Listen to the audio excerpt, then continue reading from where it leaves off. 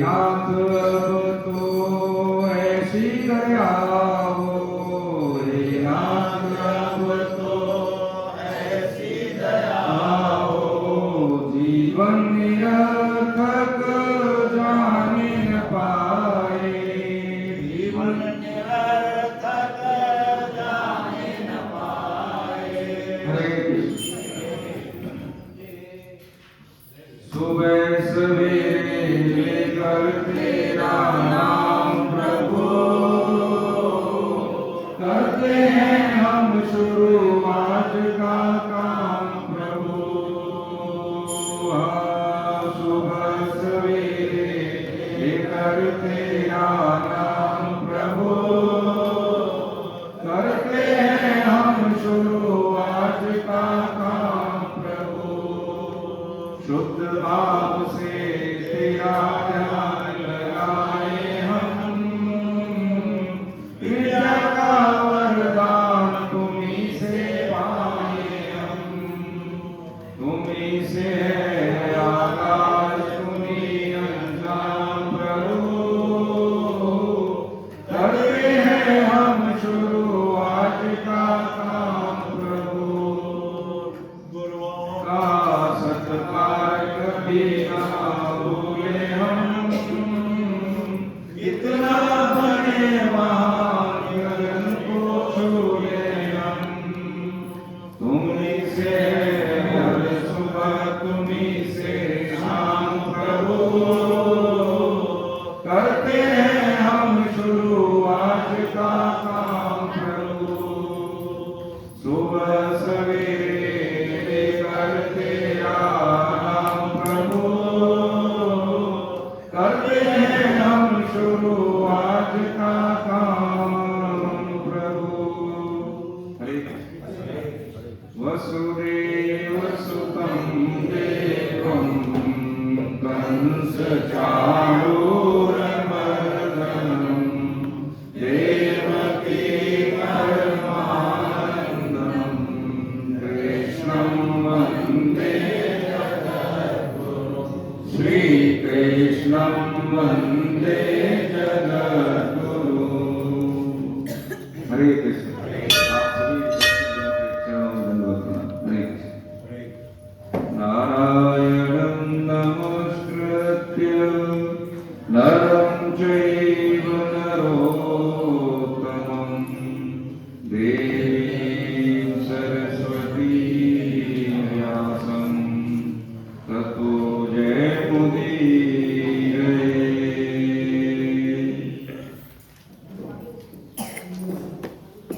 हरे कृष्ण। पिछली क्लास में भगवान इंद्रेश्वर के आश्रय में परम श्रद्धेय स्वामी जी की साधक संजीवनी के आधार से हमने शुरुआत की थी। गीता हमारे जीवन के लिए क्यों महत्वपूर्ण है और क्यों पढ़े। हमने पिछली क्लास में समझा था कि मनुष्य और जो मनुष्य नहीं है, यानी जैसे समझने के लिए कि मनुष्य और पशु में अंतर क्या है, ये हमने समझा। ठीक है। और समझा कि जीवन जीने के लिए या मनुष्य जीवन की दुर्लभता और दुर्बलता दोनों समझी। दुर्लभता यह है कि इस मनुष्य शरीर में विवेक, स्पष्ट विवेक और नवीन कर्म करने की स्वतंत्रता दी है, तो दुर्लभता है जो किसी भी शरीर में नहीं है। और दुर्बलता ये थी कि जो चार काम हम जीव करता है वही करके हम ज्यादातर जीवन ऐसे गंवा देते हैं। आहार, निद्रा, भय, मैथुन, ये सब चार में ही सारा जीवन हमारा जाता है, देखे हम, है ना। तो ये इसकी दुर्बलता है। तो इस दुर्बलता को समाप्त करने के लिए जो आयाम दिए भगवान ने अर्जुन के माध्यम से, वो यही है कि भाई समय नहीं कटता, हमारी जिंदगी का हिस्सा कटता है। समय का मतलब हमारी जिंदगी का एक भाग चला गया।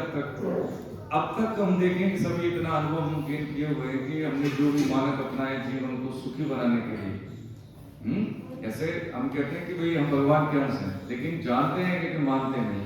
अब इसका देखिए प्रमाण ये है कि जो समझा था पिछली क्लास में कि हम जानते हैं कि शरीर एक समय के बाद नहीं रहेगा, लेकिन फिर भी जीने की इच्छा है।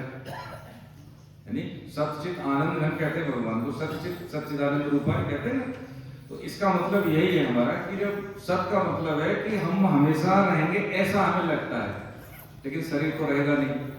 तो ये उसी डीएनए का असर है कि हमें जानते हैं कि ये नहीं रहेगा शरीर, लेकिन फिर भी हमें लगता है बहुत दिन तक रहेंगे, हमेशा रहेंगे, ऐसी सांस से पानी बनाते हैं, ऐसा ही व्यवहार करते हैं, ऐसी बातें करते हैं। दूसरा कि हमारी जिज्ञासा होती है, जानने की इच्छा, हमें अक्षर ज्ञान नहीं, फिर भी हम सोचते हैं कुछ जाने, ऐसा क्यों हो रहा है, जिज्ञासु होते हैं ना। तो वो चित्त का अंश है, सब चित्त। आनंद का मतलब ये है प्रभु जी कि जब हम अच्छे तरीके से कुछ भी इनपुट करें, यानी काम करें या गलत तरीके से करें, लेकिन उसके मूल में रहता है कि हमें आनंद की अनुभूति हो। इसी सर्कल में होता है कि नहीं होता? सोर्स ऑफ इनकम हमारा शुद्ध आय है या अशुद्ध आय है, लेकिन अल्टीमेटली क्या है कि हमें आनंद मिले इससे। तो यही उसी का अंश है प्रभु का। जैसे हमने समझा था कि आग को हम जलाएं तो वो अपने अंशी की तरफ जाती है, सूरज की ओर। पानी का स्वभाव से वो अपने अंशी की ओर जाता है, नीचे समुद्र की ओर। ऐसे ही हमारा जो जिसके डीएनए है, जो हमारे में जिसका डीएनए है, उसका वही है कि सच्चित आनंद, वो शाश्वत, उनका कभी अंत नहीं है, न जन्म लेते हैं न मरते हैं। ऐसी हमारी वृत्ति है। तो इसका मतलब है कि हम उसी के अंश हैं। एक तो ये रहा, ठीक है। दूसरी बात हमने ये समझी थी कि मनुष्य जीवन में सुख दुख आते हैं, सबके में आते हैं, किसी के में ज्यादा, किसी के में कम, ठीक है।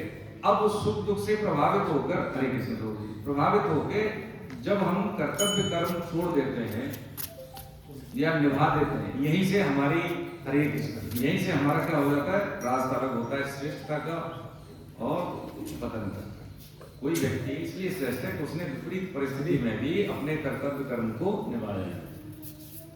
सुख दुख सब में आते हैं, ऐसा नहीं है, लेकिन वहां से हमारी जो रास्ता वहीं से बदल जाता है। एक व्यक्ति प्रभावित होकर कहता कुछ भी नहीं है, हमारे साथ गलत हुआ है तो हम क्यों करें, सब तो घूस लेते हैं तो हम भी लेते हैं, हम नहीं लेंगे तो क्या फर्क पड़ता है।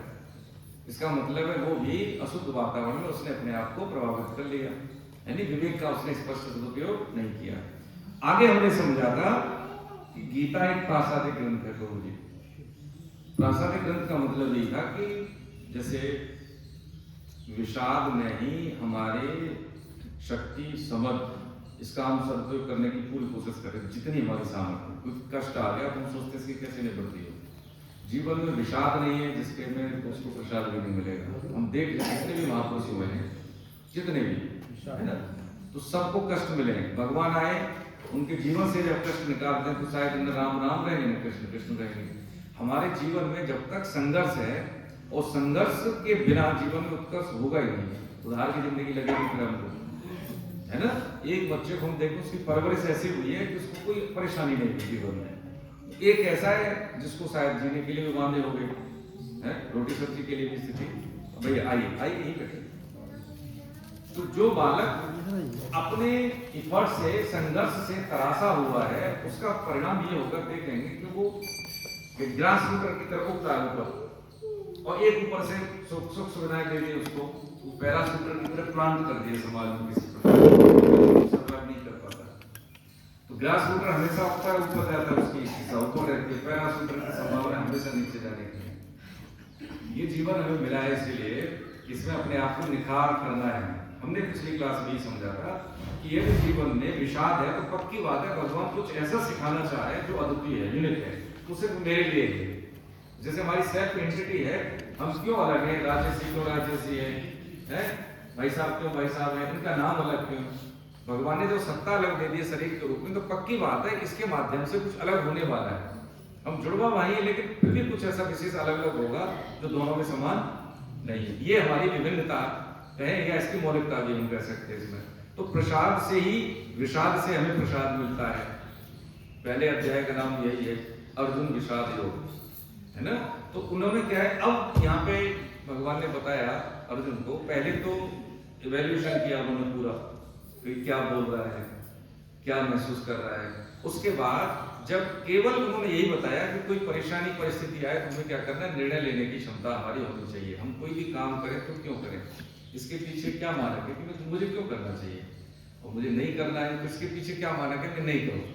ये स्पष्टता हमारे जीवन में रहेगी तो हम भूल जाएंगे नहीं, ठीक है। विषाद में भी कमाएंगे, और दूसरा ये रहेगा कि हमारी जो ऊर्जा है, ऊर्जा का प्रभाव है जिसको बायोलॉजिकल एनर्जी कहते हैं, वो भी अपने फ्लो में रहेगी। अभी क्या है, हम क्या द्वंद्व में रहते हैं, ये करें कि नहीं करें, सुबह 5 बजे जगना है, नींद आ रही है, क्या करेंगे, होता है ना छोटी छोटी सी बातों में भी स्पष्टता नहीं है। जैसे कंप्यूटर को हम कमांड दे देते हैं तो वो सोचता नहीं है, कभी कभी मशीन में हमसे आगे बनाने वाला आदमी है, लेकिन कभी वो आगे क्यों है तो वो कमांड दे दी ना, तो अपना काम करेगी। ये हमने दे दिया इसमें अपने सीपीयू में, हरे कृष्ण हमने दे दिया, तो क्या है कि वो अपना काम, अभी पंचरत्न इसको बोलने दे इसलिए आइए, सर ने करा दी, बुलवाएंगे आप, ठीक है। इसको याद है 3.5 साल की, पूरे याद है। हाँ, तो हम ये समझ रहे थे कि ये जो विषाद में हमें कुछ अलग चमक आती है हमारे व्यक्तित्व में, वो इसलिए आती है कि रगड़न हो रही है उसमें, इसमें जो हमारे जंग लगी हुई है उसमें कुछ अलग हटके बॉडी का, दिमाग का, हार्डवेयर सॉफ्टवेयर दोनों अपना अपना काम कर रहे हैं, अलग हटके कुछ यही। अब हमने ये समझा कि जब गीता हम पढ़ रहे हैं तो क्यों पढ़ रहे हैं? जीवन जीने के तरीके भाई हमने कभी सीखा नहीं जीवन जीना कैसे, कब पढ़नी चाहिए, जीवन के आरंभिक काल में पढ़नी चाहिए, क्यों पढ़नी चाहिए, किसको पढ़नी चाहिए, सबको पढ़नी चाहिए है। जैसे हम वो लगाते हैं ना, जैसे समझा पिछली क्लास में हमने, भैया हम इम्यूनिटी डेवलपमेंट के लिए क्या करते हैं, उसका बना रहे हैं इम्यूनिटी, उसको हम वैक्सीन लगाते हैं बच्चे को, ये स्थिति है। ये अर्जुन उनके सखा है, उनको क्या पता है, क्या जरूरत है अर्जुन को, जिसका मित्र भगवान हो, रिश्तेदार हो, वो तो कान में भी कह रहे हैं समस्याओं का समाधान। ये हम जैसे जीवों के लिए है ना, जीवन जीने के तरीके अर्जुन के माध्यम से निमित्त अर्जुन रहे। नैमित्तिक कारक का मतलब होता है, उपादान कारक एक होता है नैमित्तिक, ठीक है। जैसे नैमित्तिक कारक का मतलब है यदि कोई व्यक्ति नहीं है तो उसके बिना भी काम चलेगा, ठीक है। निमित्त बनाया अर्जुन को। उपादान होता है कि उसके बगैर काम नहीं चल रहा, जैसे शरीर से आत्मा निकल जाए तो नहीं है, वो उपादान है, ठीक है। अब हाथ पैर ठीक है, जरूरी है, लेकिन यदि हाथ भी किसी का न रहे तो व्यक्ति जीवन तो जिएगा। हाँ, बस यही समझना है, नैमित्तिक और उपादान, ये फर्क है इसमें। आगे अब हम समझेंगे कि गीता यदि हम पढ़ रहे हैं तो इसका महात्म्य हम समझ रहे हैं। 7 श्लोक हैं, 8 श्लोक इसमें, ठीक है। आपके पास सबके पास पुस्तक है, निकालिए। प्रश्न संख्या, मेरे पास तो पुराना एडिशन है, ये 8 नंबर पेज में मेरे पास।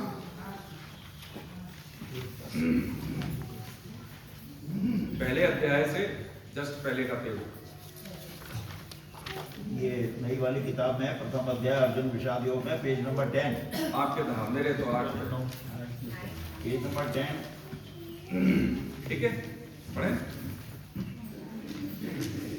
साथ में पढ़ेंगे, ये याद हो जाए हमें, है ये हमें गीता क्यों पढ़नी है, क्यों जरूरी है हमारे जीवन के लिए, है कब पढ़नी चाहिए, किसको, सारे इसमें सवाल है। देखिए, गीता शास्त्रमिदं पुण्यं य पठेत पुमान् विष्णो पदमवाप्नोति भयशोकाविवर्जितः। गीताध्ययनशीलस्य प्राणायामोपरस्य च नैव सन्ति पापानि पूर्वजन्मकृतानि च मरणनिर्मोक्षणं पुंसां जलस्नानं दिने दिने सकलगीताङ्गस्नानं संसारदुर्नाशनम्। गीतासु गीता कर्तव्या किमन्यैः शास्त्रविस्तरैः या स्वयं पद्मनाभस्य उपगमादिविशेषा। भारतात् सर्वस्वं विष्णोर्वक्षादिश्रितं गीतागङ्गोदकं पीत्वा पुनर्जन्म न विद्यते। सर्वोपनिषदो गावो लोकावोपानन्दना भागो वत्सो नियुक्तात्मं गीतानमः। एकं शास्त्रं देवकी पुत्रैकम् एको देवो देवकी पुत्रैव एको मन्त्रस्तस्य नामानि यानि कर्माप्येकं तस्य देवस्य सेवा कर्म्याप्येकं तस्य देवस्य सेवा। हिंदी का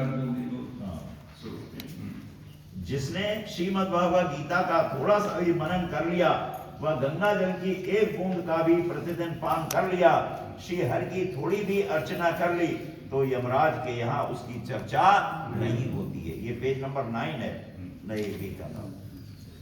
श्रीमद् भागवत गीता भगवान श्री कृष्ण की दिव्य वाणी है। जो इसका पठन करता है उसके समस्त भय और शोक दूर हो जाते हैं और श्री कृष्ण चरण कमलों की प्राप्ति हो जाती है। गीता अध्ययनशील अर्थात गीता पढ़ने का जिसे व्यसन हो जाए, जिसे सांसें लगातार अंदर बाहर आती जाती हैं, ऐसे ही गीता जिसके जीवन में रच बस जाए तो उसके पूर्व जन्मों के समस्त पापों का नाश हो जाता है। बहुत इसमें जैसे गीता है ना, गीता शास्त्र वेदम पुण्यम है ना, ये भगवान श्री कृष्ण की वाणी है। जैसे हम सांस लेते हैं ऐसे जीवन के ढंग गीता के संग का मतलब ही यही है। अभी जैसे नवरात्रि चल रही तो बहुत से लोग करते, देखो जी हमारा अनुष्ठान है, हम है ना माता जी की सेवा में अनुष्ठान है, गीता नहीं पढ़ेंगे। देखो महाभारत का प्रसंग याद होगा, जब सारी तैयारियां हो जाती हैं, युद्ध की तैयारियां होती, सबसे शुरू होने से जस्ट पहले भगवान श्री कृष्ण कहते हैं भैया अर्जुन माता भगवती यानी दुर्गा जी का भी तुम प्रसन्न करो, उनसे भी आशीर्वाद ले लो लड़ाई से पहले कि वो मेरी स्वीकार करेंगी प्रार्थना। हाँ जरूर करेंगी। तब अनुष्ठान माता का स्मरण करते हैं, बैठते हैं, तो ज्यादा समय नहीं लगता हमको। जब माता प्रकट होती है तो देखो यही कह रहे हैं कि अर्जुन तुम्हें संशय कैसा है हमारे आशीर्वाद के लिए, यानी जिसका साथ भगवान दे रहे हैं तो सारे देवता जितने भी शक्तियां हैं ब्रह्मांडी भाग की शक्ति सब तुम्हारे साथ है। गोस्वामी जी ने भी कहा है कि जहाँ पर कृपा राम की हुई तहाँ पर कृपा सर्वे करे सब कोई। यानी कहने का मतलब ये है कि जब हमें विघ्नशील पता नहीं है, इतना भी अनुष्ठान कर रहे हैं, हमारे के करने का वेग होने के कारण हमें लगता है कि हम ये कर लेंगे तो इससे हो जाएगा, वो कर लेंगे उससे हो जाएगा। मूल में होता है वृत्ति का शुद्ध होना। अंतःकरण शुद्ध है ना, अंतःकरण शुद्ध है, वृत्ति हमारी शुद्ध है, तो जो भी हम करते हैं घर गृहस्थी का काम वो भी पूजा है।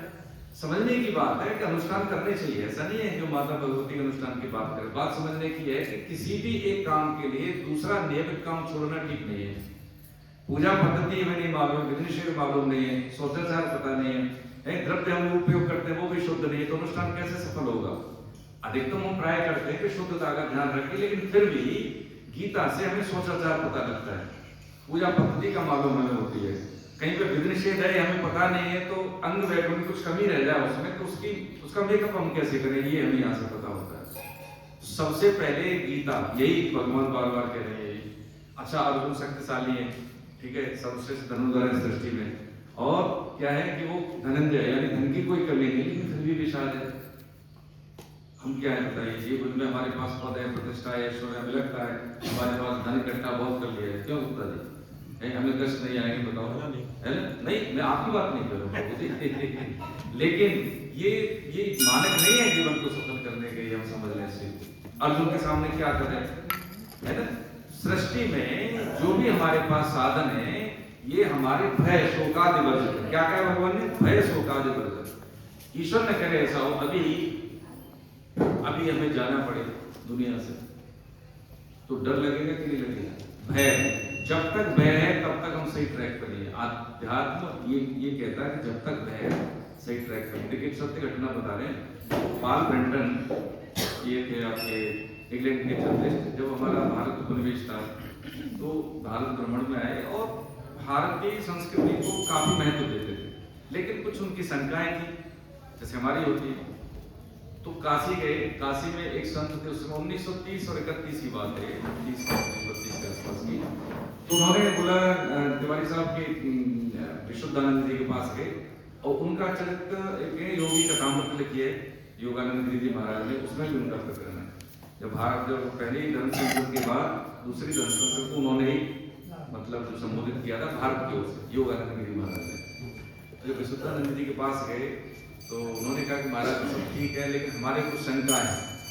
उन्होंने बोलो क्या है कि जैसे कहा है कि नाभि कमल से और कमल पैदा हो गया, भगवान की नाभि से कमल पैदा हो गया, तो ये कैसे? तो उन्होंने कहा ठीक है, सिद्ध महापुरुष थे वो, तो लेट के और उन्होंने कुछ बुदबुदाया और नाभि से कमल निकाल के दे दिया उनको।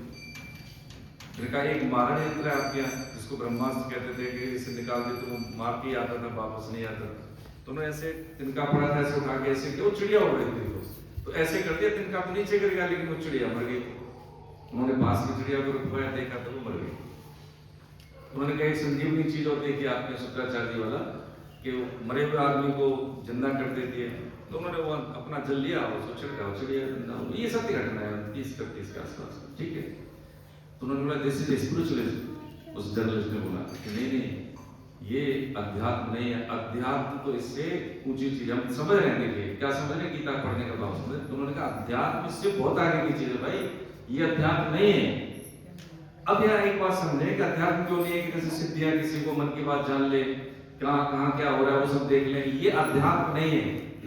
अध्यात्म बताया, उन्होंने बोला क्या है, तो उन्होंने बोला this is the science of sun. ये सूर्य विज्ञान है, सूर्य विज्ञान। अब सूर्य की जो विज्ञान है वो हम सब दैनिक जीवन में हम सब उसमें जी रहे हैं, सर्वाइव उसी के कारण कर रहे हैं, लेकिन उसका विज्ञान क्या ये हमको पता नहीं है। अब जैसे मान लीजिए छोटी हमारी और ये चिन्ह है, ये 23.5 डिग्री पे है, टिल्ट है हमारी, ये 23.5। पृथ्वी भी अपने एक्सिस पे इतनी टिल्ट है, ठीक है। जब हम सूर्य अर्घ देते हैं तो उससे जो रेज निकल के आती है हमारे शरीर पे, तो इसके बहुत स्वास्थ्य स्वभाव पे सकारात्मक परिणाम पड़ते हैं इसमें, ठीक है। जब आप पढ़ेंगे तो बहुत अच्छा लगेगा, काम वाली चीजें समझ रहे हैं। तो ये जब विज्ञान उसने पार प्रिंटर ने जाना, तो उसने ये समझा कि हम कितने ही आगे चले जाएं, लेकिन फिर भी भारत के अध्यात्म के लिए हमारी पात्रता है नहीं। सशक्त ग्रहण किया उन्होंने यहाँ पे, और ये रमण ऋषि दक्षिण में रहे, उनके शिष्य बने। बात ये समझने की है कि पद्धति हमारी है, हम उससे अवेयर नहीं है। वो प्रकार विदेशीता ऐसा नहीं है कि वो अनभिज्ञता, अरे हम भी तो अनभिज्ञ, हमें कौन सा पता है, हमें नहीं पता है ना। तो जो गीता की जो पद्धतियां हैं, जब हम समझ रहे हैं इसको, तो ये पूरा ज्ञान का मतलब ये नहीं कि व्यक्ति मुक्त हो जाए, जीवन मुक्त हो गया। ज्ञान का मतलब है ये बोध होना कि हम सदा ही मुक्त हैं, हम सदा ही मुक्त हैं। चिपक तो हम गए ना, बंधन है, हमने चिपका है, अपने आप को चिपका है, तो हमारी जिम्मेदारी है बंधन की। भय शोकादि वर्जित का मतलब है यदि हमें निकलना पड़े तो हमें पता होगा कि हमने जो करना था वो कर लिया। ये अंदर से तो भय नहीं रहता प्रभु जी, नहीं तो बड़ा भय रहता है। जब तक भय है तब तक है कि हमने जो काम करना था वो नहीं किया, है ना। ये तो चोर आदमी कहीं यहाँ पे बैठ जाओ, किसी को भी नहीं पता हो, लेकिन तब भी उसके अंदर भय रहेगा, किसी ने मुझे देख तो नहीं लिया, अभी पकड़ ले। ये है, यही स्थिति है। हमें शरीर, ठीक, समझ, शक्ति, संसाधन और समय ये मिले हैं, परिवार में लगाना है, समाज में लगाना है, राष्ट्र में लगाना है, क्लियर एंड क्लियर जो भी लगाना है सभी को उचित। ऐसा नहीं कि इसका केवल भोग बुद्धि के लिए, सुख बुद्धि के लिए उपयोग करेंगे तो ये अध्यात्म नहीं है। यही अध्यात्म सिखाता है ना। यही अध्यात्म, जाना पड़े तो जाना ही पड़ेगा, हम रुक नहीं सकते एक सेकंड भी। लेकिन हमें लगता है कि हम इसको बांध के रखेंगे तो ठीक है। सदुपयोग करना है, वैल्यू एडिशन करना है, धन का, संपत्ति का, बच्चों को पढ़ाना है, लिखाना है ना, ये काम करना है। यही गीता भगवान बता रहे हैं कि इसका चुनौतियों का सामना करने के लिए निर्णय लेना और जो रिसोर्सेज है उसका भरसक उपयोग करना, ये बात समझना है। आगे देखिए इसमें कह रहे हैं ये मन निर्मोचनम तुलसा जल स्नानम दिने, यानी इसमें संसार जिस शरीर को नहाते रोज दिन दैनिक रूप से, ऐसे ही स्वाध्याय हमें रोज करना चाहिए, स्वाध्याय रोज करना चाहिए। अर्जुन सब कुछ कह देते हैं कर्षण मचने, तब मेरी स्मृति आ गई है, मैं भूल हो गया है, लेकिन जब है अभिमन्यु हताहत होते हैं तो कितनी स्थिति खराब होती है, किनकी, अर्जुन की, किनके साथ है, भगवान के साथ है। तो देखिए ये बात बहुत ऊंची पड़ जाती है कि हमने तो गीता पढ़ ली, हमें तो बहुत आता है, परेशानी आएगी तो विचलित नहीं होंगे, पक्का होगा, ऐसा नहीं हो सकता। जब तक हम जैसे खाना पीना खाते हैं वैसे ही आत्मिक भोजन है, एक शारीरिक भोजन है। अभी हम शरीर को पुष्ट करते हैं, ठीक है, विवेक को पुष्ट हम करते नहीं। विवेक का पोषण होता है सत्संग से, जैसे अभी ये नवीन कर्म स्वास्थ्य मतलब विवेक का सत्व है। ये प्रारब्ध में नहीं लिखा है, हमें गीता पढ़नी है, प्रारब्ध में लिखा है सुख दुख, अनुकूलता प्रतिकूलता वो आएंगे, ठीक है। ये क्या है, सदुपयोग है। विश्वकर्मा जी ने बोला, मौर्य साहब ने बोला भैया गीता के पढ़ते आप भी चलो, तो ये क्या है, सदुपयोग है किसका, विवेक का, है ना, विवेक का सब। और नवीन यहाँ बैठे नवीन काम क्या कर रहे हैं, हम अपना वैल्यू एडिशन कर रहे हैं, जीवन जीने की पद्धति। मेरे पास शरीर है, मैं परिवार में हूँ, मेरे पूर्वज नहीं है, तो उनका भी कल्याण करने की जिम्मेदारी मेरी है, इसलिए हमारे यहाँ श्राद्ध करने की व्यवस्था है। आने वाली पीढ़ी कैसे मेरे घर में आए, तो बच्चों को इस तरह की शिक्षा देना कि जो कुसंग का दौर चल रहा है, अपनी मर्जी से शादी विवाह संस्कार कहाँ होता है, विवाह कर लेते हैं, गर्भाधान होता है, गर्भाधान संस्कार नहीं होता। तो ऐसी पद्धति परिवार में पैदा करना कि बच्चे उस बात को समझें कि आप मूल्यवान है सृष्टि में, गृहस्थी एक दायित्व है। तो जो पीढ़ी आएगी, जो बच्चे आएंगे हमारी जनरेशन में, वो योग्य बच्चे आएंगे, वो ऐसे बालक आएंगे कि समाज के लिए, राष्ट्र के लिए धरोहर का काम करेंगे। ये हमारा काम है। किसका काम है? हमारा काम। हम शरीर में, तो ये हमारा काम है, किसी दूसरे का काम नहीं है। केवल पैसा कमा के उनको सुख भोग दे देना, सुविधाएं दे देना, ये छोटी बात है। हो सकता है हमारे पास रिसोर्सेस कम हो, लेकिन यदि उनको जीवन जीने की पद्धति, सुबह का जगना, बात करने का तरीका है, विद्यार्थी जीवन में क्या क्या हमें करने चाहिए, मानक क्या है, ब्रह्मचर्य शक्ति का सदुपयोग, ये हमारे शास्त्रों में है। ये जीवन जीने की कला हमें कोई नहीं बताता। डॉक्टर बन जाएंगे, इंजीनियर बन जाएंगे, IAS बन जाएंगे, वगैरह वगैरह, लेकिन जीवन हमें कैसे जीना ये कोई नहीं बताता। कुत्ता, बिल्ली, बंदर, हमने समझा है, वो अनुशासन में रहते हैं। कब? जब इनको हो क्यों नहीं है, ये तो नवीन कर्म होनी है, लेकिन हम नहीं रहते हैं अनुशासन में। ये बहुत बड़ा डैमेज है। उनको कभी डायबिटीज नहीं होती, घुटने में दर्द हो गया बंदर के में, होता है कभी? वो अपने नैसर्गिक प्रकृति के अधीन होकर जैसा उनको जिस सर्किल में जीने के लिए छोड़ा वो वही करते हैं। लेकिन हम अब एक बात हमने यहाँ पे ठहर के सुलझ के समझने की यही है, क्या यही है कि सकृत गीता वशिष्ठानम संसार मरनाशा। अब तक जो हमने किया है उस पर ब्रेक लगाने का केवल और केवल एक उपाय भगवान दे रहे गौर बेटे गीता में कि भाई इसको समझ लीजिए एक बार, ठीक है? जो हो गया सो हो गया, लेकिन अब नहीं। 1000 बार गलती करेंगे, हाँ 1000 बार उठेंगे। ये नहीं कि हमने तो बहुत गलती किया, अब हमारे से कुछ नहीं होगा। प्रभु जी सुपरलेटिव डिग्री में जितने निकृष्ट कर्म किए हों और वो कमिट कर ले कि जो हो गया सो हो गया, अब नहीं, तो क्या है? भगवान कहते हैं तो उसको भैया साधु समझ, साधु समझ। क्योंकि हम मनुष्य नहीं आए इसलिए, इसका एक उद्देश्य है। क्या उद्देश्य है? अपना सुधार कर लेना, अपनी शुद्धि कर लेना। ये बार बार माता के घर, किसी भी योनि की माँ के घर में न जाना पड़े, बड़ा कष्टकारी जीवन होता है प्रभु जी। इसमें सुख नहीं है, हम ढूंढ रहे हैं, ये बड़ी गलत बात है। जो चीज है नहीं वो ढूंढे तो कष्ट होगा ही। या दुखों की सृष्टि को सुख समझ लेते हैं हम लोग, यह सुख है नहीं। अब देख लें कि जब से हम पैदा हुए, यही शिक्षा और विज्ञान में यही फर्क है। शिक्षा का मतलब है अंकों का ज्ञान, अक्षरों का ज्ञान, और जब शरीर मिलेगा दोबारा तब फिर पढ़ना है। लेकिन विद्या में हमने जितने मानक अचीव कर लिए हैं, दोबारा नहीं पढ़ना। जैसे अभी मैं कह रहा था नहीं बच्चे पढ़ेंगे पंचरत्न, ये पुरानी बात नहीं है कोई। जो हमने 100 मानक है अध्यात्म यानी जो विद्या के हमने समझे हैं, यदि हमें दोबारा से मनुष्य शरीर मिलता है तो 20 हमने अचीव कर लिए 100 में से, तो 21 से शुरुआत होगी। क ख ग ABC 1 2 3 ये पढ़ने पड़ेंगे। ये सामाजिक शिक्षा है जो सर्वाइव करने के लिए सबको। लेकिन जो विद्या है वो शरीर रहते या शरीर के बाद, यानी वर्तमान में भी, अभी और बाद में, दोनों टाइम काम आती है। वही हमें लीड करने वाली है। और कुछ साथ में जाता, ये ऐसा देश है शरीर में नहीं छूट के जाता, तो क्या लेके जाएंगे साथ में बताओ? है कबीरा इस संसार में धनवंता नहीं को धनवंता हो जाने, ये आचरण यही है जो हम सीख रहे हैं, वो आचरण में है। एक बार द्रोणाचार्य जी जब पांडवों को जीवन के आरंभ में काल में शिक्षा दे रहे थे, उनको पता है देखो सत्य का आचरण करो, आपको याद नहीं करनी पड़ेगी, शक्ति का अधिकतम सदुपयोग होगा, अनवांटेड थॉट हट जाएंगे, समय का सदुपयोग करना चाहिए, ऐसे करके समझा रहे थे। और कभी भी कोई प्रतिकूल भाषा का उपयोग करे, डिस्टर्ब करे आपको, क्योंकि क्रोध नहीं करना चाहिए। समझ में आ गया? हाँ, समझने का समझ में आ गया। देखिए हम समझ रहे हैं गीता हमें कैसे पढ़नी है। तो युधिष्ठिर ने हाथ नहीं खड़ा किया, हम बोले कि तुम्हारी समझ में नहीं है, फिर उन्होंने समझाया, समझ में आ गया। उन्होंने कहा चलो देखेगा, इसको समझना, याद करना, काम जरूरी। हफ्ते बाद फिर पूछा, यही सब बोला कि समझ में आ गया कि नहीं आया? तो उन्होंने खड़ा किया और 2 डंडे मारे खींच के, तो समझ में आ गया, हाँ बिल्कुल, जब समझ में आ गया। अब वो समझ गए कि जरूर कोई रहस्य है भाई। युधिष्ठिर के भगवान धर्मराज के अनुसार कहा है, विदुर जी पूर्ण अवतार है, लेकिन धर्म ये युधिष्ठिर जी उनके अनुसार होता है। एक ही समय में दोनों देख ली, तो उन्होंने कहा तुमने ऐसा क्यों कहा? हरे कृष्ण, कुर्सी दे दीजिए, कुर्सी कोई है।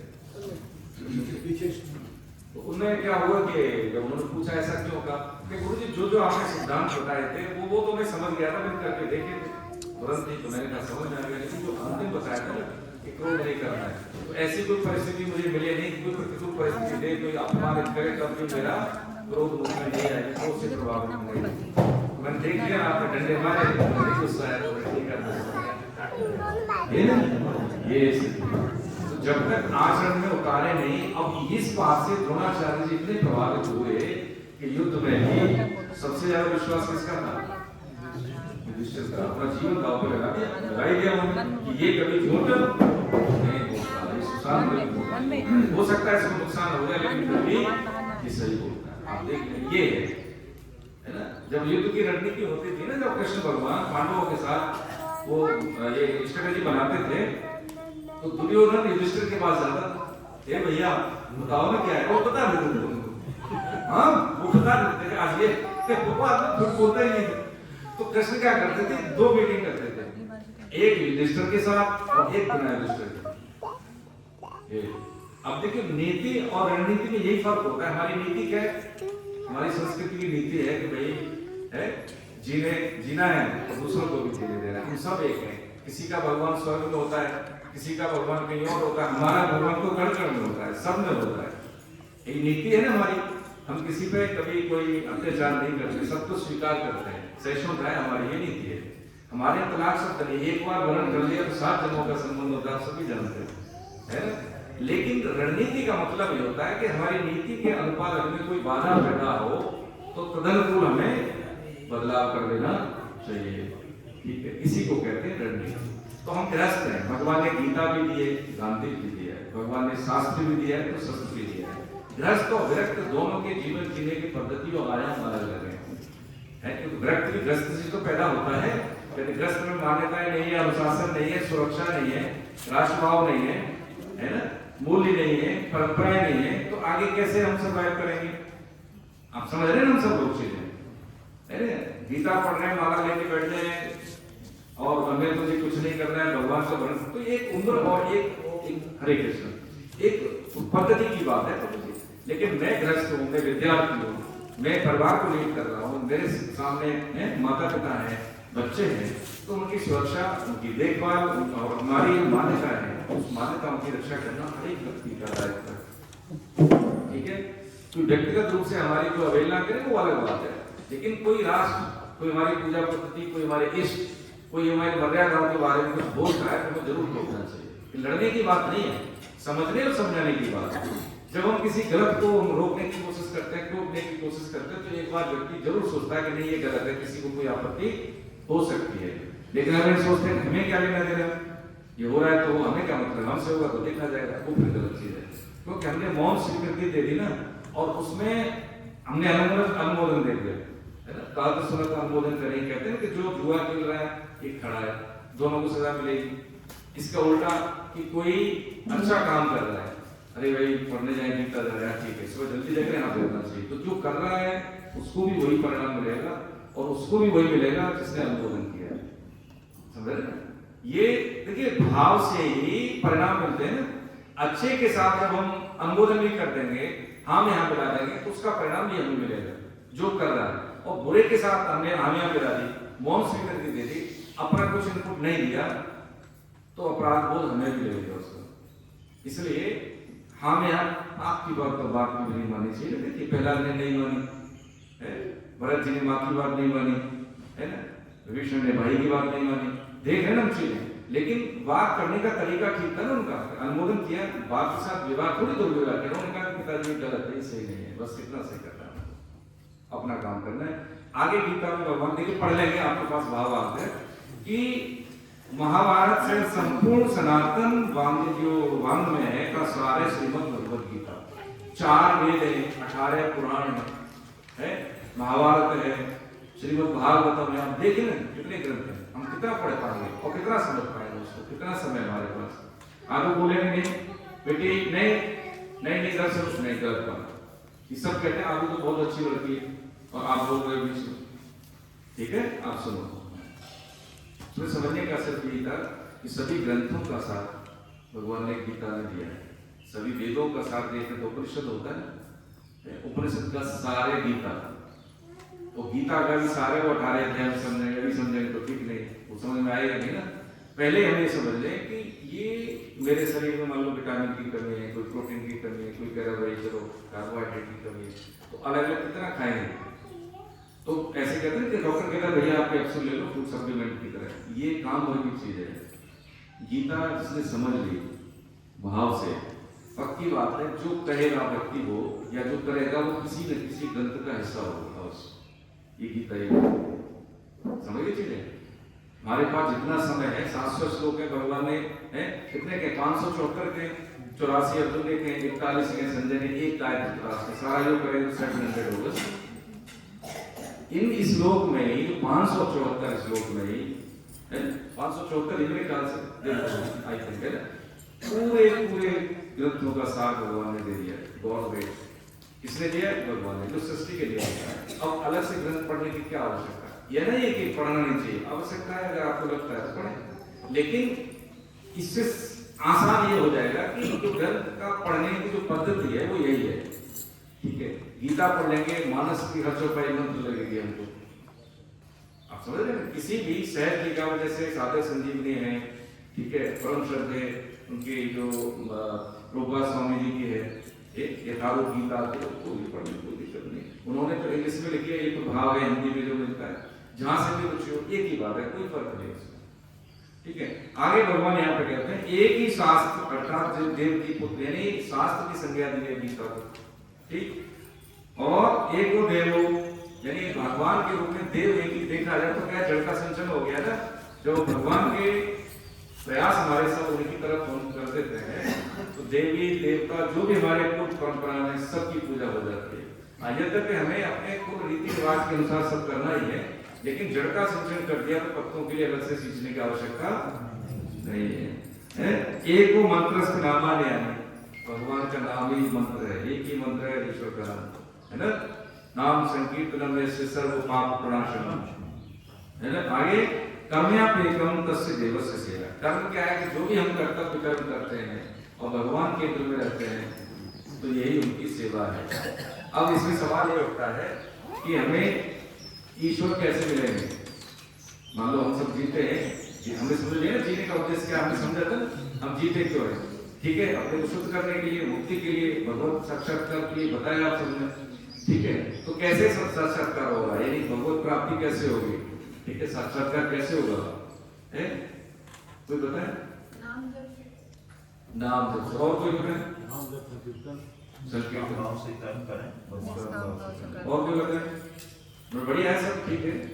एक लाइन में एक शब्द में बोले जिसमें सारे आपके आंसर समाये हैं, वो है कर्तव्य कर्म करने से, जैसे भगवान का निष्काम भाव, एक ही बात है, कर्तव्य कर्म उसको नहीं छोड़ना है। यदि कभी कभी जैसे गीता पढ़ रहे हैं लेकिन कर्तव्य क्या, हस्बैंड जा रहे हैं ऑफिस, उनको खाना बनाना है, बेटा जा रहा है स्कूल खाना बनाना, वो पूजा ये हो, ठीक है। अब यही, अब ऐसा नहीं है कि भैया माताओं के लिए कह दिया, बहनों के लिए कह दिया, ये हमारे लिए है। जब आवश्यकता पड़े है तो हमें सेवा करने की, तो निष्काम भाव से पत्नी की भी सेवा करनी चाहिए, माता पिता की सेवा करनी चाहिए। अलग से गीता अपने जीवन में घट जाएगी। एक बात और देखिए, वृक्ष को यानी बीज को वृक्ष अलग से नहीं पाना होता, समझे ना। बीज वो अलग से पेड़ मिलता नहीं है, वो बीज से ही वृक्ष पैदा होता है, उससे उत्पन्न होता है ना। भगवान अलग से मिलता नहीं, जैसे भौतिक संसार को देखते ही मैंने प्रकट कर दिया, ये दो भैया बैठे, वो प्रकटन होता है। जो दृष्टा और दृश्य वो एक ही है। सिद्ध महापुरुष ये कहते हैं कि क्या मल निर्मोचनम पुंसाम, जो आवरण है, जो गंध की है, जैसे ही वो हटती है वैसे ही वो दृष्टा और दृश्य एक ही हो जाते हैं। बोलने वाला है और वही वो है, तो कौन किसको बोले। इसलिए जिसको हो गया है वो बता नहीं सकता, और जिसको नहीं हुआ है वो बता देता है, बता रहे तो पक्की बात है उसको हुआ नहीं है ना। तो इसलिए इसमें समझने की सिर्फ ये बात होती है कि मेलोडी खाओ और खुद जान जाओ, अनुभूति का विषय होता है। इसमें हम किसी एक वस्तु का स्वाद नहीं बता सकते, चीनी कैसी है, मीठी है, कितनी मीठी है, गुड़ जैसी कि नहीं, गुड़ जैसी नहीं, वो अलग है लेकिन मीठी है। एक समय ऐसा आएगा बार बार पूछने से, भैया तो खा के देख लेना कैसी है, नहीं बता सकते ना। यही अनुभूति ऐसी है कि ये जीवन का अनुभव है। एक बार एक जो भाई जी महाराज हनुमान प्रसाद कोलदानी महाराज को भाई जी कहते हैं, उनसे किसी ने पूछा कि महाराज आप सिद्ध महापुरुष हैं, सब जानते हैं, लेकिन आप हमारे प्रश्नों को या आप भगवत दर्शन की बात करते हो, आप ही तो करा सकते हो। तो उन्होंने कहा भैया अगर ऐसा होता ना तो मैं अपने इष्ट की कसम खा के कहता हूँ अपने पुण्य भी आपको दे देते। आपको अगर शरीर मिला है पक्की बात है आप ही को करना पड़ेगा। साधु बाप कितना ही दे दे, धन दे देगा, सुविधाएं देगा, पेपर तो बच्चे को लिखना है ना, सिंपल सी बात है। ऐसे ही है कि आपको शरीर मिला है, विवेक दे दिया, तो इसका सदुपयोग तो आप ही क्यों करना है। जो कहा जाए वो मान ले, ठीक है, कोई जरूरी नहीं है कि भाई इतनी कष्ट साधना हमने करी और तुम भी करो। भाई ट्रेन आई हावड़ा से जाना है दिल्ली, है ना, तो अगर मान लीजिए लखनऊ में उसका स्टॉपेज है तो हमें उस ट्रेन से जाने के लिए हावड़ा थोड़ी जाना पड़ेगा, लखनऊ में हम वहीं से बैठ जाए। तो जो हमारे महापुरुषों ने जो ट्रैक दिया है, जो कुछ साधन बताए, मानक बताए हैं, उसको हम मान लेंगे, उनको कर लेंगे, तो जो कष्ट उन्होंने झेले उनको हमें झेलने की आवश्यकता नहीं है। और दूसरी बात, परिणाम हमें वही मिलेगा जो उनको मिला है। तो बताओ लाभ का विषय है कि नहीं है ना? दादा, बच्चा पैदा हो गया किसी कुल में, तो जो संपत्ति कमाई है, जो पूरी सारी बन गया ना, क्या क्या हो गया कि उसने वो उस कुल में पैदा हो गया, उत्तराधिकारी हो गया। अब चाहे वो कैसा ही है, वो कुल परंपरा में जो धन मिला है, तो इसके पिताजी पड़ोस वाले बच्चे को थोड़ी दे देंगे कि मेरा बेटा तो निकम्मा झूठ बोलता है, शराब का सेवन करता है, पड़ोसी का बेटा ठीक है, तो उसको संपत्ति दे देगा? क्यों नहीं देगा? कि वो अपना नहीं है, उसको जाना है वो अपना है। बस यही समझ लीजिए कि ये भगवान ने यही परिचय दिया हमारा अध्याय 15 में, मम एव वांस। एव का मतलब है केवल, मम एव वांसो जीव लोके, केवल मेरा ही अंश है भाई, तू मेरा ही है। घर कहीं नहीं कहता कि तू मेरा है, नौकरी नहीं कहती, न पैसा भी नहीं कहता मेरा है, लेकिन जो कह रहा मेरा है उसकी हम सुन नहीं रहे, है ना। तो ये चीजें क्या है कि हम अवेयर नहीं है अपने जीवन की पद्धतियों से, न अपने आप से, न ये जानते कि मैं अपने जीवन से क्या चाहता हूँ तो क्यों चाहता हूँ, ठीक है। और फिर 2 साल के बाद अपने आप को कहाँ पे पहुँचना चाहता हूँ या कहाँ देखना चाहता हूँ, ये सब चीजें हमारे जीवन में नहीं है। समय ऐसे बह रहा है, ठीक है, उसका ऑडिट हम करते नहीं, गाड़ी की सर्विस करा लेंगे, टाइम पे एसी की करा लेंगे, लेकिन अपने बारे में ऑडिट कभी नहीं करते कि मुझे, मैं जो जी रहा हूँ कैसे जी रहा हूँ, क्यों जी रहा हूँ, इसका कोई वैज्ञानिक तथ्य है, क्यों जी रहा हूँ। ये सवाल अपने आप से हमें सबको करने चाहिए, ठीक है। तो नींद आएगी, नींद आने के बाद में जब हम 24 घंटे में 6 घंटे सो लिए, तो बाकी का रेस्ट ऑफ टाइम है वो हम पुरुषार्थ ही करेंगे, है ना। पुरुषार्थ का मतलब है कि हम समय की उपयोगिता को समझेंगे। समय एक वो धन है कि करोड़ों की संपत्ति हमने कमाई, अरबों की कमाई, और कहें कि भैया एक सांस में दे दो, पूरी संपत्ति दे देंगे, नहीं मिलने वाली, है ना। इस समय का हम जब आकलन, इस बार जैसे मान लीजिए अभी आप एयरपोर्ट गए, 1 मिनट फ्लाइट लेट होगी, बोर्डिंग कार्ड नहीं इशू करेगी एयरलाइन, कहेगी भैया बंद हो गए दरवाजा। अब आपको वहां पहुंचना था, आप पहुंचे 9 बजे, पहुंचना था आपको 1 बजे दिल्ली लखनऊ से, 1 मिनट लेट हो गए, फ्लाइट निकल गई। आपने कहा मैं 1 मिनट तो लेट हुआ, तो सही मायने में बताओ कितने मिनट लेट हो गए? यानी अगर 4 घंटे के बाद फ्लाइट मिल रही है, 4 घंटे लेट हो गए, 1 मिनट लेट नहीं हो गए। अब देख लेना चीज, हमें लगता है कि हम 1 मिनट लेट हो गए, अगर मान लो 24 घंटे बाद जहाज मिल रहा है तो 24 घंटे लेट हो। समय यानी स्थिति परिस्थिति के अनुसार जो 1 मिनट कितना इम्पैक्ट डाल रहा है, उतने लेट हो गया।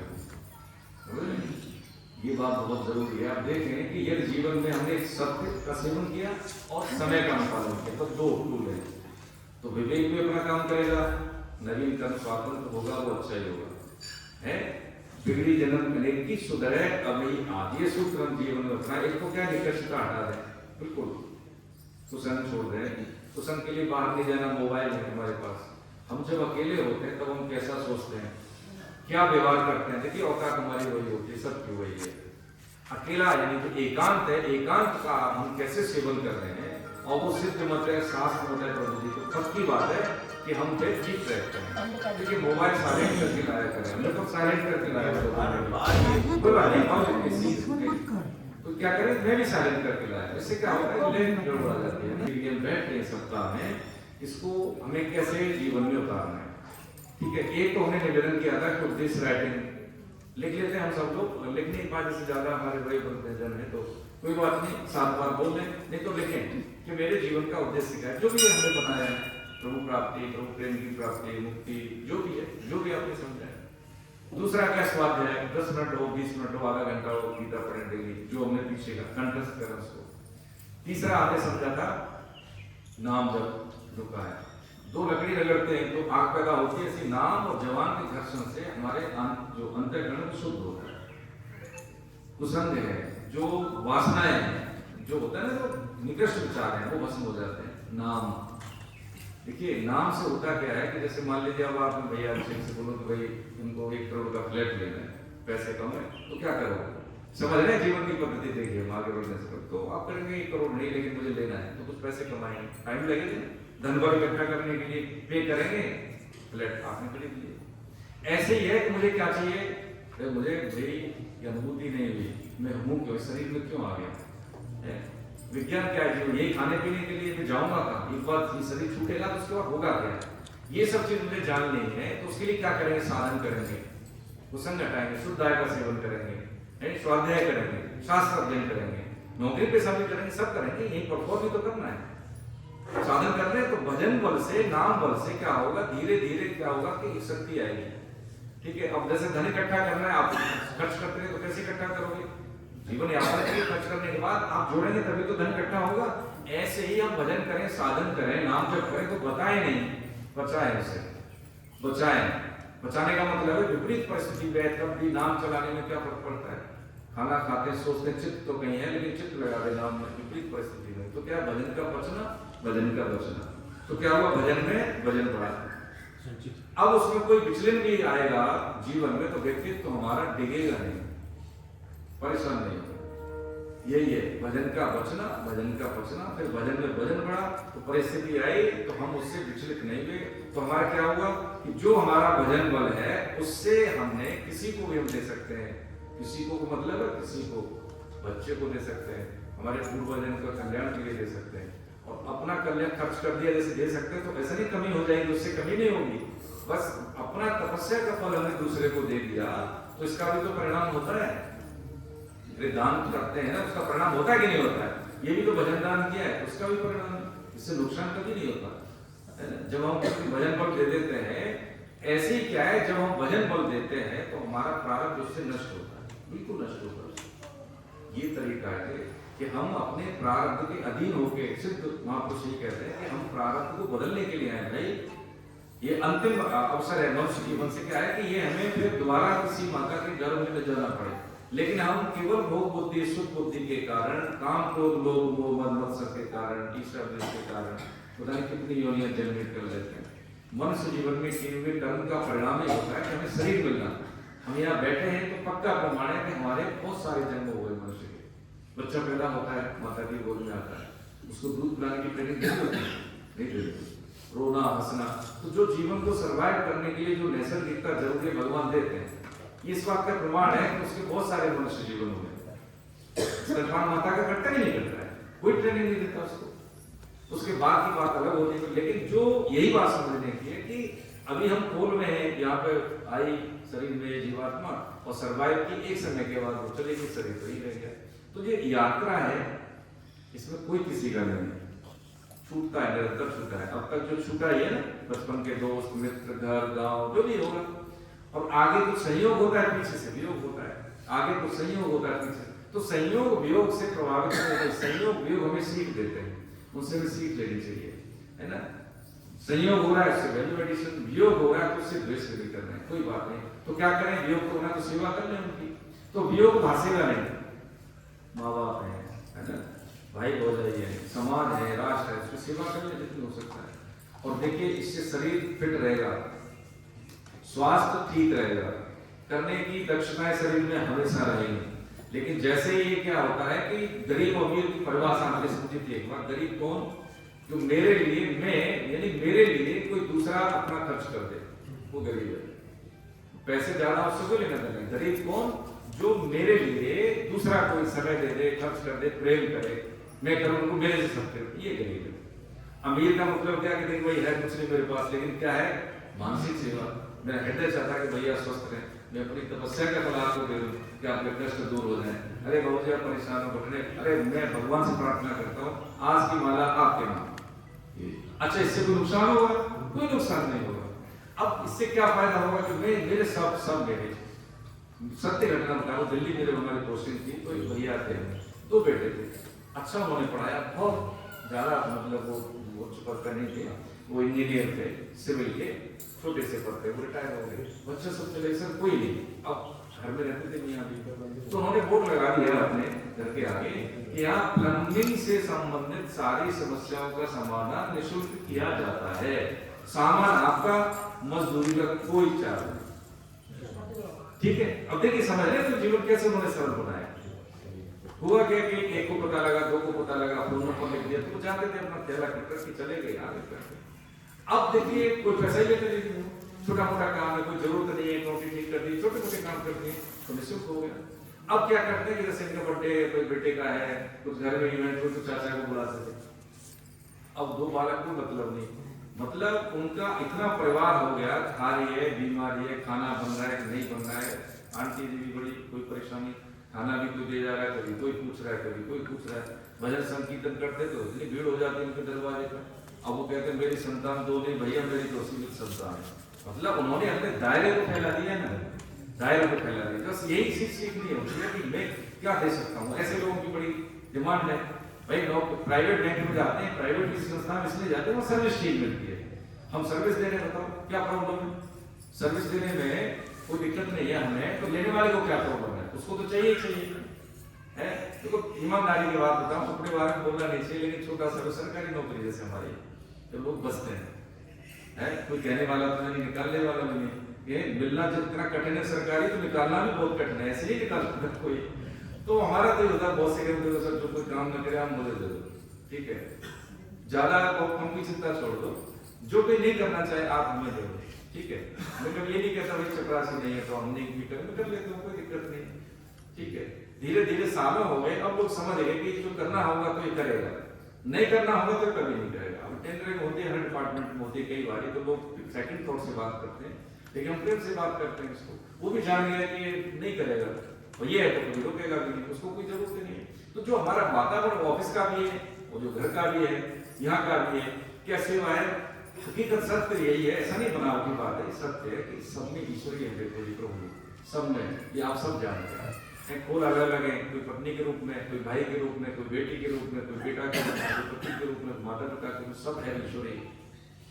ये बात को बोध रूप में जानने के लिए हमें क्या करना पड़ेगा? स्वाध्याय करना है, डेली स्वाध्याय करना। ये 2 घंटे 168 घंटे सप्ताह में होते हैं, तो 2 घंटे 1 घंटा 1.5 घंटा जो होता है, ये 1.5 घंटा हमारे rest of the time, week का जो समय 167 हो गया, 66 हो गया, उसको मैनेज करने में ये मानक बने गए, पक्की बात है। जब हम कभी गलत करेंगे तो हमें लगेगा कि जो हमारा चैत्य गुरु है ना, अंदर चैत्य गुरु, उसको अंदर बोलते हैं विवेक, वो कहेगा नहीं ये नहीं करना है, झूठ करे नहीं बोलना, झूठ नहीं बोलना है, उसे व्हाट्सएप पर नहीं करना। जो चीज हमें हमारे उद्देश्य में जो बाधा पैदा करे वो करना नहीं है। अच्छा क्या मिलेगा इससे? अब तक तो हमें यही हो गया, क्या मिला है? देखें, शरीर खराब हुआ, टाइम खराब हुआ है, रोग शरीर हो गया, विचार गंदे हो गए, क्या मिला है? जो मनुष्य शरीर मिला है ओजस्वी शरीर, मतलब बात हो तो बिल्कुल बढ़िया हो है। जब हम कहीं जाए तो एकदम निर्भय होके जाए है। एक ओंकार सतनाम करता पुरख निर्भय निर्भय अकाल मूर्त का जो सैवम गुरु प्रसाद है, उसमें देखिए है ये सब गीता। देखिए ना, मैं जब दिल्ली में बंगला साहब में मिला गुरुमुखी का हिंदी वर्जन, तो हमने देखा ये तो 4.6 और 4.10 है ना, तो पंचरत्न वही है, उसमें कोई अंतर नहीं, उसमें सेम वही है ना, कोई अंतर नहीं है, मूल में यही है। जो हमारे गुरु जब शरीर में नहीं रहे तो गुरुमुखी के बाबा देवरा बाबा की समकालीन थे, उन्होंने ये कहा गीता पढ़ो। मैंने कहा मैं तो ये करता हूँ बाबा ऐसे करके, तो उन्होंने कहा कि ठीक है, अच्छी है, तुम यही करो, तुम ये करो, अच्छी बात है, कोई अंतर नहीं इसमें। पद्धतियां अलग अलग है, हमारी रुचि और क्षमता के अनुसार हम कुछ भी चुन सकते हैं, ये बात समझने के लिए। तो पहली बात हमने ये समझ ली एक लाइन में, अब तक जो हुआ उसको साइड में करते हैं, हम ईश्वर के अंश हैं, है ना। सर्वधर्मान प्रत्यक्ष मामेकम शरणं व्रज, और आगे क्या है? अहम त्वाम सर्व पापेभ्यो मोक्षयिष्यामि मा शुचः, यानी हम स्वभाव से निर्मल। इसी को कहते हैं कृपा योग, इसी को कहते हैं शरणागति। कि जो बता रहे थे ना 18वें अध्याय में बताएंगे, यही है गीता का अनुसार, यही है शरणागति। सभी धर्मों के आश्रय का त्याग, हम कहते हैं आश्रय का त्याग, किसका? मेरी शरण। मेरी शरण का मतलब जैसे बच्चा होता है, नवजात शिशु बीमार हो जाए तो दवा कौन खाता है? माँ का बेटा? माँ खाती है भाई, अभी पता नहीं है मम्मी से माँ खाती है, ये शरणागति है ना। अब भीड़ में बालक पकड़ ले बाप का हाथ या बाप पकड़ ले बालक का हाथ, तो कौन सा मजबूती रहेगी? आप पकड़े बाप, वही चीज है। तो हम कहते हैं ना, हे नाथ हे मेरे नाथ जान बोलू नहीं, केवल आप। यदि हम भूल जाए तो देखो आप याद रखना, हाँ हम तो संसारी हैं, हम तो मूर्ख आदमी हैं, फिर गलती करेंगे, बार बार करेंगे, तभी तो यहाँ बैठे हैं।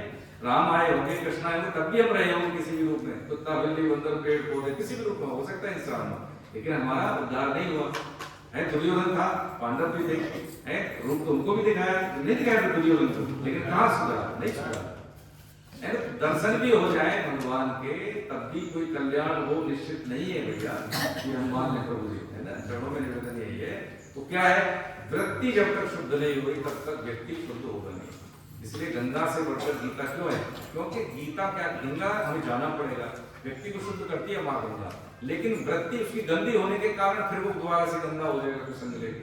लेकिन गीता का स्वाध्याय करने वाले की वृत्ति यानी स्वभाव, उसकी आदत बदल जाती है। तो एक बार गीता रूपी गंगा में डुबकी लगा ली तो वो व्यक्ति शुद्ध रहता है, जो कुछ भी करता है बस एक आगे एक जीरो लगता जाता है, 10 गुना 10 गुना 10 गुना। ये बात समझ, ठीक है। अभी टाइम है तो एक श्लोक देते हैं, एक ले लें, पहले अध्याय है, देखिए पहला अध्याय है अर्जुन विषाद योग, ठीक है। धर्म क्षेत्रे कुरुक्षेत्रे समवेतायुत्सव मामका पांडवाश्चैव किम कुर्वत संजय। कह रहे धर्म भूमि, हे संजय, धर्म भूमि कुरुक्षेत्र में इकट्ठे हुए युद्ध की इच्छा वाले मेरे और पांडु के पुत्रों ने भी क्या किया। पूरी गीता में एक ही श्लोक बोला है, किसने, धृतराष्ट्र ने। ऐसे बहुत से लोग होते हैं ना, एक मतलब कहीं पर भी गए, लुच्चरी छोड़ दी, कोई बात ऐसी बोल दी और निकल गए, बाकी दोनों साल जो लड़ गए। ऐसे होते हैं कभी कभी लोग देखते होंगे, बस धृतराष्ट्र बुद्धि यही है ना। धृतराष्ट्र बुद्धि कौन है कि भाई वो एक राजा है, जब पांडव उनको बड़े पिताजी कहते थे ना, जय सुद्धा से, लेकिन वो मेरे नहीं है, ये मेरे नहीं है, ये अंतर। Head of the family, head of the state, या बोले हेड ऑफ द सोसाइटी, जो भी है ना, लेकिन यदि हमारा जो कर्तव्य क्या है, सबको एक जैसा देखना, और वो हम नहीं देख रहे तो वहां पे महाभारत हो गई। परिवार में यदि ये मेरा है, ये मेरे अनुकूल है इसलिए मेरा है, ये मेरे प्रतिकूल है इसलिए मेरा नहीं है ना, ऐसा भाव करके हम व्यवहार करेंगे तो पक्की बात है वहां पे महाभारत होना निश्चित है। कोई नहीं रोक सकता, कोई नहीं रोक सकता। एक बात और इसमें समझने के लिए, अब इसकी बात हो रही है, धृतराष्ट्र कौन, धृतराष्ट्र वो नहीं, द्वापर वाले धृतराष्ट्र नहीं है। धृतराष्ट्र का मतलब एक ही हम सब के अंदर है कि कोई अनुकूल व्यवहार करता है तो उसके प्रति हमारा सहानुभूति हो जाती है, हम बायस होकर व्यवहार करने लगते हैं। ये नहीं, एक जज साहब थे तो एक को सजा सुना दी उन्होंने, सजा सुनाई तो जो जिसको अपराधी को सजा सुनाई, उसने बोला देखो साहब आपने सजा सुनाई थी, लेकिन हमने रोके बोला कि मैं अपराधी हूँ, मैंने कोई गुनाह नहीं किया, लेकिन आपने सजा सुना। तो लगा क्या हो सकता है, तो उन्होंने कहा बहुत न्यायप्रिय जज, बहुत मतलब ईमानदार, कि प्रभु ये थे आपकी, मेरा स्वभाव ऐसा रहा है, आपको छोड़ा नहीं है, ईमानदारी से काम किया, तो मुझे 5 मिनट में मेरे पास है, इसके प्रति मुझे स्कूना है, तो मैं क्या करूँ। तो उसको स्कूना आई, इसका पूरा जो होता है ना FIR का इन्फॉर्मेशन रिपोर्ट वगैरह ये सब लेके सब जो भी कोर्ट ने दिया और इसीलिए वो अवलोकन किया, उसने जांच की, मंगा लिया, उसने सस्पेंड कर दिया, उसने सजा सुनाना। फिर उसने जब देखा तो पाया, आपको नहीं निकला कि वो वास्तव में वो व्यक्ति निर्दोष था, फंसाया गया था, उसको प्रमाण उसके विपरीत दे दिए गए शुरू से हुआ। तो उसने उसको सजा तो नहीं दी, उसको बरी किया, बरी करके उसने रिजाइन लेके वो चले गए उत्तराखंड की तरफ। सत्य घटना है। जब चले गए वहां पे तो हुआ क्या कि फिर अब वो देखा किससे भी चले, तो वो जानते थे कि लोग समझ रहे हैं कि मैं कौन हूँ, कैसा हूँ, तो उसी हिसाब से बात करते थे। उन्होंने कहा कि कोई मेरा सम्मान नहीं करेगा, मेरी पद प्रतिष्ठा के सापेक्ष कोई व्यवहार नहीं करेगा, वो जगह उनको नहीं मिली वैसी जगह।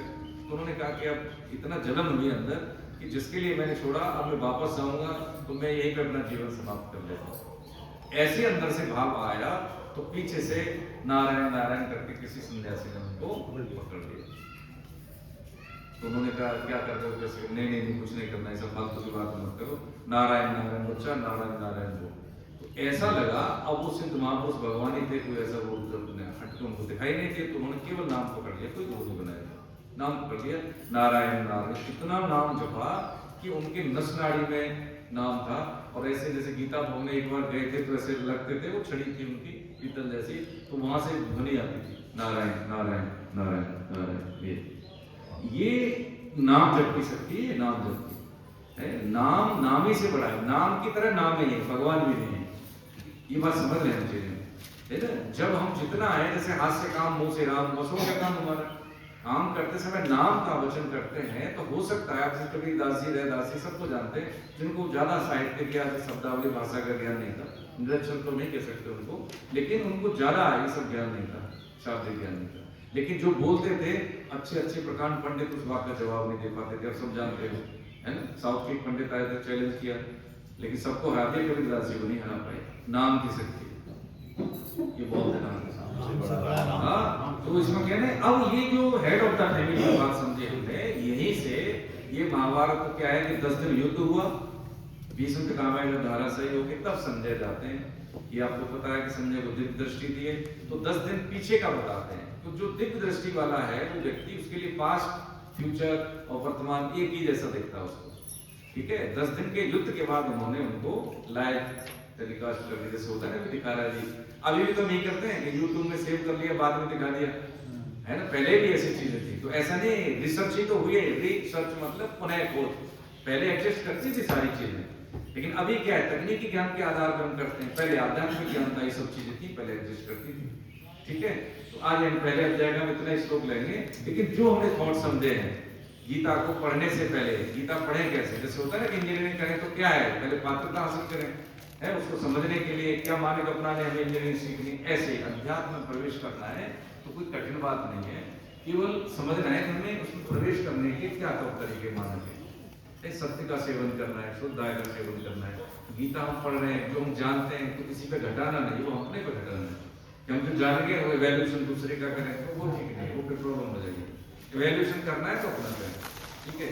एक ही उसूल रखें क्या कि हमें अपनी गलती को अपने लिए कभी क्षमा नहीं करना है, दूसरे की भी क्षमा करना। आप वैल्यूएशन तो हम लोग वैल्यूएशन हम लोग का करते हैं, आप कह रहे थे इवैल्यूएशन की बात कर रहे हैं। इवैल्यूएशन जैसे कि आप सही कर रहे हैं कि गलत कर रहे हैं, वो मैं नहीं, आप मूल्यांकन नहीं करूंगा मैं। आप ठीक है, जब आप पूछेंगे तो बता दूंगा भैया ये सही है ये गलत है। हाँ, अब जैसे कि मैं, है ना, घर में जैसे पत्नी ने कह दिया यार लेट हो गई, अरे तुम्हें जल्दी जगना चाहिए, ब्रह्ममुहूर्त में जगना चाहिए, ऐसा होता है वैसा, आप बोल सकते हैं कि ठीक है, स्वास्थ्य ठीक रहेगा आपका, लेकिन हो सकता है अभी इतनी जल्दी परिवर्तन नहीं आए, तो उसमें फिर क्या होता है कि वो चीजें बिगड़ जाती हैं। आप समझाएंगे अच्छी बात, लेकिन वो सामने वाले को बुरी लगेगी। इससे बेटर क्या है कि करके दिखा दे ना, काम नहीं हो रहा तो हम करते हैं, क्या फर्क पड़ता है उसमें, है ना। शरीर ठीक रहेगा उससे। सेवा का मतलब सेवा है, और सेवा से बड़ा कोई धर्म नहीं है प्रभु जी। त्रोटकाचार्य जी देख लीजिए, कुछ नहीं आता था, भगवान शंकराचार्य के जो शिष्य थे, और लोग उनकी जैसे इतने मित्र को उनको कहते कुछ नहीं आता। एक दिन वो गए गंगा स्नान, उपदेश देना चाह रहे थे, तो भगवान शंकराचार्य ने बोला कि त्रोटक को आने दो। त्रोटकाचार्य बाद में नाम पड़ा, उनका कुछ नाम होता भूल रहा हूँ।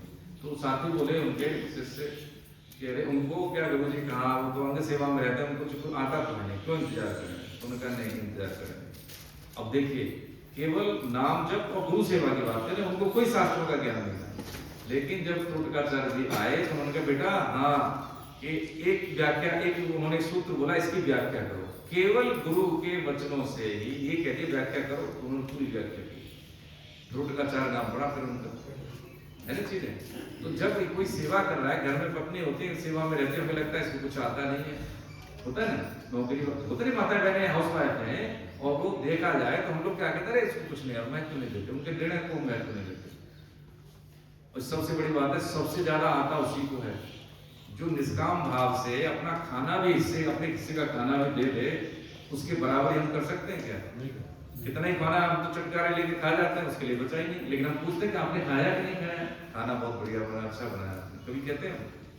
बताइए कितना ऋण है हमारे पास, वहां तक हमारी पहुंच नहीं है, कम उसको समझ रहे हैं, तो मतलब कितना, मतलब देखिए उसका परिणाम कितना भयानक है, वो नहीं हम जान रहे, है ना। आप देखिए उस चीज को, हम जो हमारे लिए खप रहा है उसको हम थैंक यू नहीं बोल रहे, उल्टा हम कहते हैं तेरा तो धर्म है सेवा करना हमारा। ये स्वामी का धर्म नहीं है। स्वामी का धर्म ये होता है कि पति का मतलब स्वामी तो होता है कि यदि परेशानी हो तो तुम कर पाओ या न कर पाओ, ये मेरा दायित्व है कि आपको परेशानी नहीं होगी, मैं अपना पुण्य भी दे सकता हूँ आपके कल्याण के लिए। ये तरीका, ये स्वामी पुना है। बाकी तो सबका है, ये तो सब खाओ खाओ गरीब आदमी, हमको प्रेम भी चाहिए तो हमें चाहिए, सम्मान भी चाहिए तो भी हमें चाहिए, सुविधा भी चाहिए तो भी हमें चाहिए, किसी का भोग फिर भोग ना देख लीजिए क्या होता है ना। तो जो आदमी सेवा में रहता है वो कभी बीमार भी नहीं होगा। अंत तक देख लें, हमको देख लें, सब ऐसा तो नहीं है। छोटी सी चीज है, ज्यादा कोई बड़ी नहीं, रॉकेट साइंस नहीं इसको समझने में। जीवन सरल सहज होने में, कठिन हम ही बना लेते हैं, कोई दूसरा नहीं बनाता। सबसे एक बात तो, सबसे ज्यादा सृष्टि में नुकसान हमने अपना किया, दूसरे किसी व्यक्ति ने नहीं। लाभ भी हम ही करते हैं, है ना। तो ये कमिटमेंट टेक अवे लेके हम यहाँ से यही जाए कि जो जो चीजें सीख के हम उसको कर लें, ठीक है। जैसे बच्चे को होमवर्क देते हैं, ऐसे हमारे लिए होमवर्क ये डेली का 1-2 मिनट लगती है इसमें। ये सुबह का 1-2 मिनट पूरे 24 घंटे को लाइन अप कर देता है, बिल्कुल पूरा हिस्ट्री लाइन कर देता है। हमें किधर जाना है, कैसे जाना है, स्पष्टता जीवन में 24 घंटे की स्पष्टता, 1 हफ्ते की स्पष्टता, 1 महीने की स्पष्टता, पूरे जीवन की स्पष्टता। मुझे जीवन में करना क्या है, क्यों करना है, बस इतना पता रहे। कभी भी आदमी द्वंद्व में नहीं रहता, द्वंद्व में नहीं रहता, उसका दिमाग ठीक रहेगा, उसका कोई बीमारी भी नहीं होगी, उसको hypertension, blood pressure, sugar, calculation जा रहा है, ये बोलूं यहाँ नहीं बोलूं, ये क्यों है, ऐसे क्यों है, ऐसा क्यों है, ये सब कुछ नहीं। मुझे जो करना है, मुझे यार ये करना, आप क्या करना है, उसकी जिंदगी को जाने क्या करना है, ठीक है। कोई कुछ चूका हो, किसी को कोई शंका हो, ठीक है।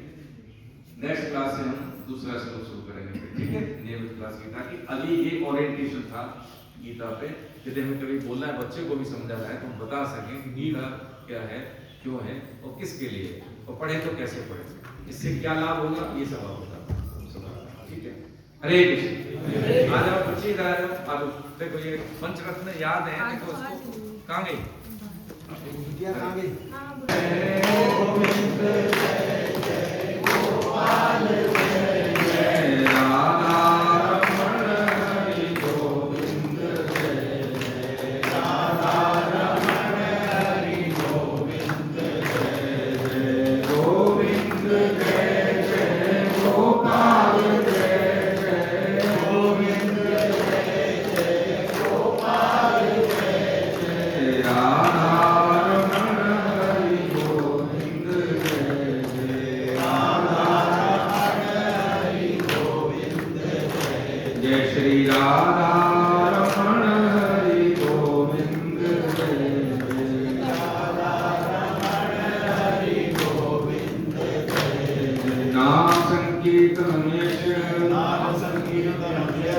सर्व पाप प्रणाशनम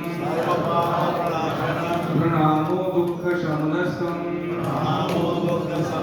नमामि हरि परम भगवती प्यारी लाल की राधा गोविंद सरकार की अपने अपने गुरु भगवान की श्री रामचंद्र की, वंश हनुमान की, उमापति महादेव की, सब देवी देवताओं की, सब संतों की, सब भक्तों की, अनंत कोट वैष्णव वृंद की, नौ देवी माता की, आज के आनंद की। तो जय जय श्री राम।